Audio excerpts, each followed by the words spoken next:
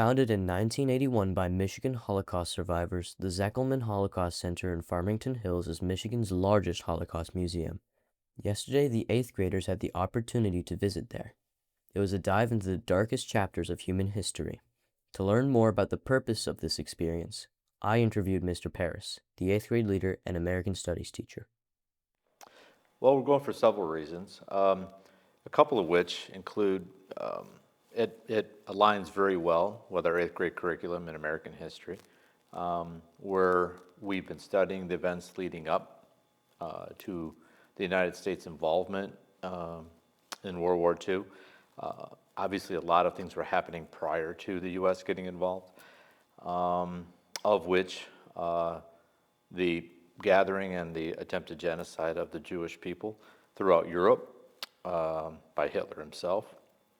So we're going to learn more about that, but more importantly, we're going to learn and have some reflective opportunities, hopefully, learn some empathy, see what people went through during that time period, and hopefully learn from that in order to try and avoid those similar types of mistakes as we head into the future. Following a sizable multi-million-dollar renovation in mid-2023, the museum has shifted their approach, focusing less on static displays and more on painting a picture of just how many people passed away. Obviously, they have many exhibits, many photos, some of which, quite honestly, are quite disturbing. But they also have some pretty neat exhibits in terms of they have it's a tree. Mr. Powell and I talk about it a lot just because we've been to the museum so many times. They have this tree outside that is kind of framed in this window within part of the museum. And it is, I guess, what's the term? An offspring of the actual tree that Anne Frank used to kind of look at when she had an opportunity to look outside of the annex in which she was hiding out in during that time period. So that's kind of neat.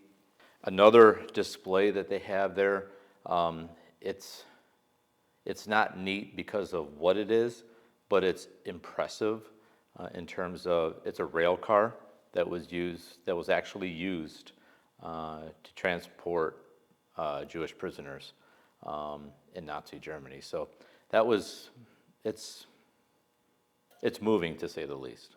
I'll put it that way. These displays help humanize these victims, making them seem less like a figure and more like actual people. It's very difficult to not take something back from it.